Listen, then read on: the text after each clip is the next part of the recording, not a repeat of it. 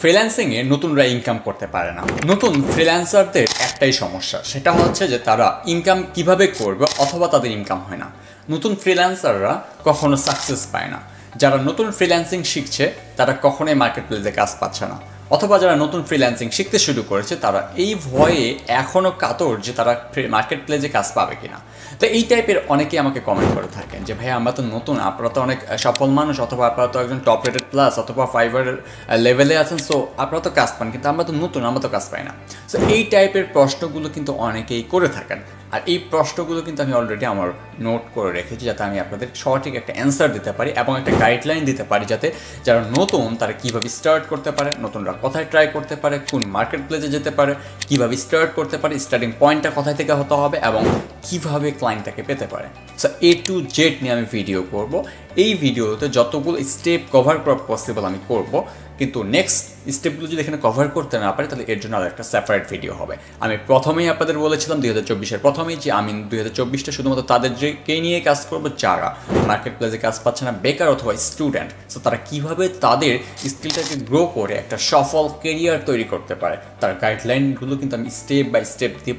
And গাইডলাইনগুলো দেওয়া শেষ হলেই দেন শুরু হবে কীভাবে তারা কাজ করতে পারে লাইভ স্ক্রিন শেয়ারিংয়ের মাধ্যমে, সেগুলো কিন্তু শেখানো হবে। ওকে, আর এটাও কিন্তু আমি আপনাদের বলে রেখেছিলাম যে 2024-এ আমার প্ল্যানিং একটা ফ্রি ব্যাচও নেওয়ার। সো তাদেরকেই কিন্তু আমি এই ইউটিউবে টার্গেট করে, যারা আমার অডিয়েন্স, তো তাদেরকে টার্গেট করে একটা কুইজের মাধ্যমে যারা সিলেক্টেড হবে তাদেরকে নিয়ে কিন্তু আমি একটা লাইভ একটা ক্লাসের অ্যারেঞ্জমেন্ট করতে পারি। জানি না কতটুকু সফল হবো, বাট আপনাদের সাপোর্ট পেলে অবশ্যই সেটা আমি করার সর্বোচ্চ চেষ্টা করবো। যাই হোক, আজকে আমার মূল ভিডিওতে ফিরে আসি।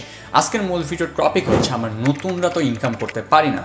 আপনারা তো যারা বড় বড় ফ্রিল্যান্সার বা যারা কাজ করছে তারা তো আর্ন করছে এবং ক্লায়েন্টগুলো শুধুমাত্র তাদেরকেই কাজ দিচ্ছে, কিন্তু আমরা যারা নতুন তারা কিন্তু কোনোভাবেই কাজ পাচ্ছি না। সো আমরা যেহেতু কাজ পাচ্ছি না তাহলে আমরা ফ্রিল্যান্সিং করবো কি, এই টাইপের প্রশ্নগুলোই আপনারা করে থাকেন। তাদের জন্য আজকে আমার এই ভিডিওতে খুব সুন্দরভাবে আমি পরামর্শগুলো দেওয়ার চেষ্টা করবো। আই হোপ যারা আমার এই পরামর্শগুলোকে খুব সুন্দরভাবে গ্রহণ করবে এবং সেইভাবেই সামনের দিনগুলোকে তারা অগ্রসর করবে, আই হোপ তিনি সাকসেস হবেন। তো চলুন স্টেপ নাম্বার 1। আপনি নতুন, এটা সবাই জানে, এটা জাস্ট আমি জানি না, আপনিও জানেন না, সবাই জানে।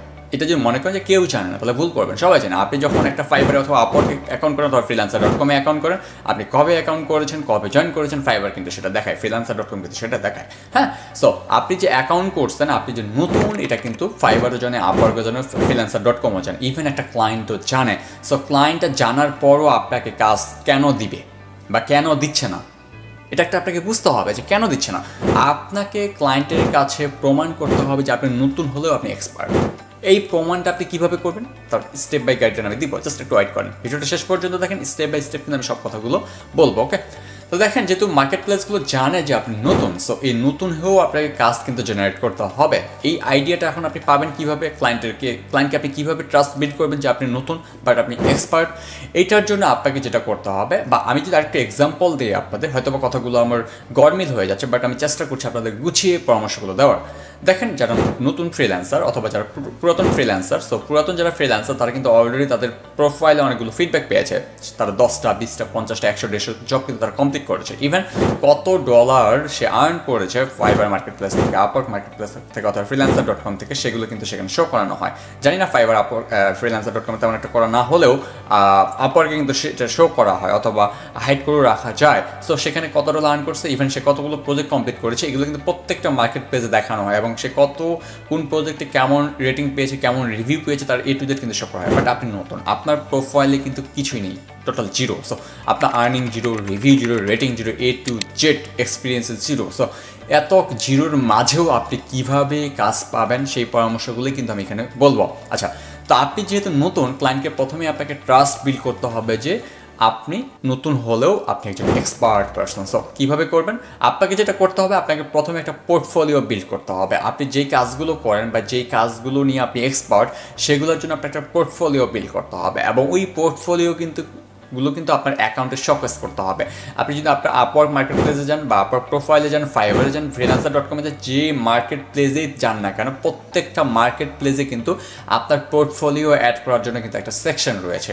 ওই জায়গায় যান, আপনি যে কাজগুলো করেন, কী কাজ করেন তার টাইটেল দেন, ওই কাজটাতে আপনি কী করেছেন, একটা হয়তো বা ডিজাইন করেছেন, সো ওই ডিজাইনটাতে আপনি কী বুঝিয়েছেন, কী বিষয় আপনি ফুটিয়ে তুলেছেন, তার A to Z ডিসক্রিপশনে বলেন এবং সাজেশন দেন সেখানে যে আপনি এটা কীভাবে করেছেন, করার জন্য আপনাকে কী প্রতিবন্ধকতা অবলম্বন করতে হয়েছে, অথবা আপনি কী প্রবলেম ফেস করেছেন A to Z সেখানে আপনি সুন্দরভাবে লিখে কিছু ট্যাগস ইউজ করেন, আপনি যেই ট্যাগগুলো নিয়ে কাজ করেন অথবা আপনি যে কিওয়ার্ডগুলোকে নিয়ে কাজ করেন সেই কিওয়ার্ডগুলো সেখানে অ্যাড করার ট্রাই করেন। ক্লিয়ার? সো আপনি যখন পোর্টফোলিও বিল্ড করবেন, আপনার প্রোফাইল, আপনি নতুন একটা ক্লায়েন্ট জানেন, তবুও কিন্তু ক্লায়েন্ট আপনার প্রোফাইলে যেতে পারে, ঠিক আছে? সো যাওয়ার পর কিন্তু সেই পোর্টফোলিওটা ক্লায়েন্ট দেখবে, দেখার পর দেখবে যে ইয়েস আপনার কাজগুলো খুবই গর্জিয়াস টাইপের অথবা অনেক সুন্দর টাইপের, তখন কিন্তু ক্লায়েন্ট ইজিলি আপনাকে মেসেজ করবে। এখন দেখেন আপনি পোর্টফোলিও খুব সুন্দরভাবে বিল্ড করলেন, কিন্তু ক্লায়েন্ট তবুও আপনার প্রোফাইলে যাচ্ছে না। এটা না যাওয়ার একটা রিজন হচ্ছে, সেটা হচ্ছে যে আপনি যদি আপওয়ার্ক মার্কেট প্লেসের কথা চিন্তা করেন, আপনি আপওয়ার্ক মার্কেট প্লেসে ক্লায়েন্টের কাছে কীভাবে রিচ করছেন একটু চিন্তা করেন। আপনি ক্লায়েন্টের কাছে রিচ করছেন আপনার জব অ্যাপ্লাইয়ের মাধ্যমে, তাই না? আমরা যেটাকে বিডিং বলি আপওয়ার্কের ভাষায়, যে একটা ক্লায়েন্ট জব পোস্ট করেছে, ওই জব পোস্টে আপনি যান, ওই জব পোস্টে আপনি পড়েন পারবেন কিনা, দেন কিন্তু ওই জায়গাতে আপনি একটা প্রপোজাল সেন্ড করেন, দ্যাটস মিন যেটা আমরা বিড বলি। সো আপনি বিড করেন, তো এই যে বিট যখনই আপনি করে ফেলেন, করার পর কিন্তু ক্লায়েন্ট আপওয়ার্ক মার্কেট প্লেসে যখন আসে তখন উনি কিন্তু আপনার অনেক কিছু দেখতে পায় না, উনি জাস্ট আপনার প্রোফাইলের নামটা দেখতে পায়, আপনার প্রোফাইল পিকচারটা দেখতে পায়, থার্ড যেটা দেখতে পায় সেটা হচ্ছে আপনার কভার লেটারটা। তাহলে এখানে কয়টা জিনিস দেখতে পাচ্ছে? আপনার নেম, আপনার প্রোফাইল পিকচার অ্যান্ড ফাইনালি দেখতে পাচ্ছে আপনার কভার লেটার। সো তাহলে দেখেন, আপনি একটু নর্মালি থিঙ্ক করেন, আপনাকে তাহলে এই তিনটাতে কিন্তু আপনাকে ফোকাস করতে হচ্ছে। তাহলে কী ফোকাস করতে হচ্ছে? আপনার প্রোফাইল পিকচারে, সেকেন্ডটা হচ্ছে আপনার নামে, অ্যান্ড ফাইনালি আপনার কভার লেটারে। ক্লিয়ার? সো আপনার নাম তো নামই, ক্লায়েন্ট সেটাতে আর ফোকাস করছে না। সেকেন্ড স্টেপে থাকছে হচ্ছে আপনার প্রোফাইল পিকচার। অনেকেই আমি দেখেছি, আমি যখন মার্কেট প্লেসগুলোতে যাই, ফাইবারে যাই, আপওয়ার্কে যাই বা freelancer.com যখন আমি মার্কেট প্লেসগুলোতে যাই, আমি দেখি ম্যাক্সিমাম ফ্রিল্যান্সার যারা নতুন জয়েন করে তারা নর্মালি গ্লাস পরে ছবি দেয়, সানগ্লাস পরে, ব্ল্যাক অথবা কালো ধরে, অথবা রঙিন যে চশমাগুলো পরে সেগুলো দিয়ে খুব সুন্দরভাবে এইভাবে স্টাইল করে তারা ছবি দেয়, ঠিক আছে? সো এই যে ছবিগুলো দেয়, এগুলো কিন্তু কখনোই প্রফেশনাল একটা ছবি হতে পারে না। এই আনপ্রফেশনাল ছবিগুলো ইউজ করার ফলেই কিন্তু ক্লায়েন্টের যে কভার লেটারটা আপনি পাঠিয়েছেন সেখানে কিন্তু আপনি রিজেক্ট লিস্টে চলে যান। ক্লিয়ার? তাহলে আপনার কী করতে হবে? প্রোফাইল পিকচারটা কিন্তু আপডেট করতে হবে। সো প্রোফাইল পিকচারটা কেমন হতে হবে অথবা কেমন হয়, আপনি যদি স্ক্রিনটা একটু দেখেন, জাস্ট আমার এই টাইপের প্রোফাইল পিকচারটাই কিন্তু আপনাকে ইউজ করতে হবে। আপনি যদি দেখেন এখানে কিন্তু এক জায়গায় ক্রস দেখানো হয়েছে, আরেক জায়গায় টিকমার্ক দেখানো হয়েছে, দ্যাটস মিন যেটাতে টিকমার্ক দেখানো হয়েছে স্টাইলটা আপনাকে এরকম হতে হবে। আর যেখানে দেখতে পাচ্ছেন আপনি ক্রস, দ্যাটস মিন এই জায়গার যে প্রোফাইল পিকচারটি রয়েছে এটা আপনি ইউজ করতে পারবেন না। তাহলে আপনি কোন প্রোফাইল পিকচারটা ইউজ করতে পারেন আর কোনটা পারেন না, এইটার জন্য যদি আপনি আরও ডিপলি সাজেশন নিতে চান, জাস্ট আপনি গুগলে চলে যান, ক্রোম ব্রাউজার থেকে সেখানে লিখেন যে আপওয়ার্ক প্রোফাইল পিকচার আইডিয়াস, অথবা আপওয়ার্ক প্রোফাইল পিকচার কীভাবে নেব বা কেমন টাইপের হবে। আপনি যদি এই টাইপের লিখে জাস্ট গুগলে সার্চ করেন, এরপর আপনি ইমেজে ক্লিক করেন, তাহলে দেখবেন যে আপনি অসংখ্য ওই রিলেটেড ইমেজেস পাচ্ছেন যে প্রোফাইল পিকচারগুলো কেমন হওয়া উচিত। তাহলে কিন্তু আপনি আইডিয়া পেয়ে যাচ্ছেন, দ্যাটস মিন আপনার কিন্তু আপনার প্রোফাইল পিকচারটা আপডেট করতে হচ্ছে।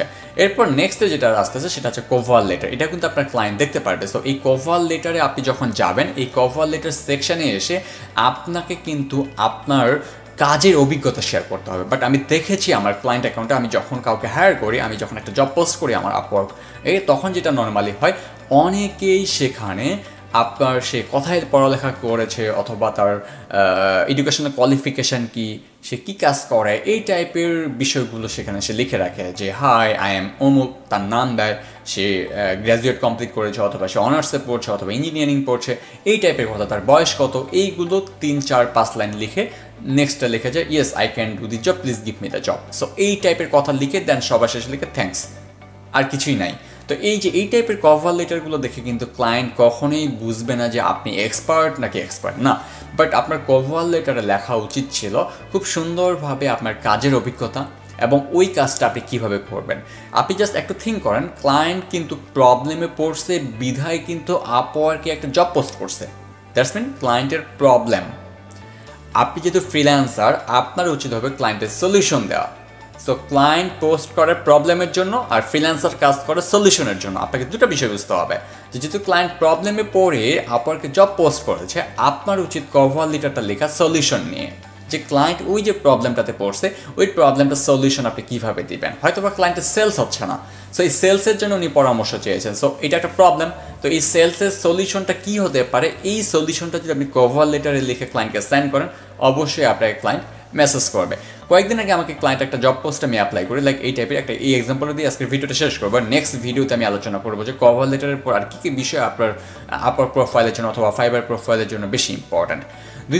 কয়েকদিন আগে আমি জাস্ট একটা জব পোস্টে আমি অ্যাপ্লাই করি, সেই পোস্টে ক্লায়েন্ট একটা আইডিয়া চেয়েছিল যে উনি কীভাবে ওনার সেলস গ্রো করতে পারে। তো আমি জাস্ট কয়েকটা আইডিয়া সেখানে শেষ করে কয়েকটা আইডিয়া মিসিং রাখলাম এবং লিখলাম যে আপনি যদি এই টাইপের আরও আইডিয়াস নিতে চান অথবা একটা কমপ্লিট গাইডলাইন নিতে চান আমার case study, just message me. আপনি যে আমাকে মেসেজ করেন তাহলে আমি নেক্সট যে স্টেপগুলো রয়েছে সেগুলো খুব ডিপলি আপনার কাছে এক্সপ্লেইন করে অথবা আমরা ভিডিও কলে জয়েন করে আপনাকে কিন্তু আমি খুব সুন্দরভাবে বুঝিয়ে বলতে পারবো। ইয়েস, আমাকে উইদিন 5 মিনিটসের মধ্যে ক্লায়েন্ট মেসেজ করে ফেলে। তো এই যে একটা আইডিয়াস অথবা আপনাকে একটা জাস্ট কৌশল, টেকনিক্যালি আপনাকে সব কিছু হ্যান্ডেল করতে হবে অ্যান্ড সলিউশনটা যাতে প্রপার লেভেলে দিতে পারেন, অবশ্যই ক্লায়েন্ট আপনাকে মেসেজ করবে অ্যান্ড বুঝবে যে ইয়েস এই পার্সনটা অথবা এই মানুষটি তার কাজে এক্সপার্ট। তো যাই হোক, আজকের ভিডিওটা এই পর্যন্ত। নেক্সট ভিডিওতে আমি আরও বিষয়ে আলোচনা করবো যেখানে আপনি আরও অনেক আইডিয়াস পাবেন।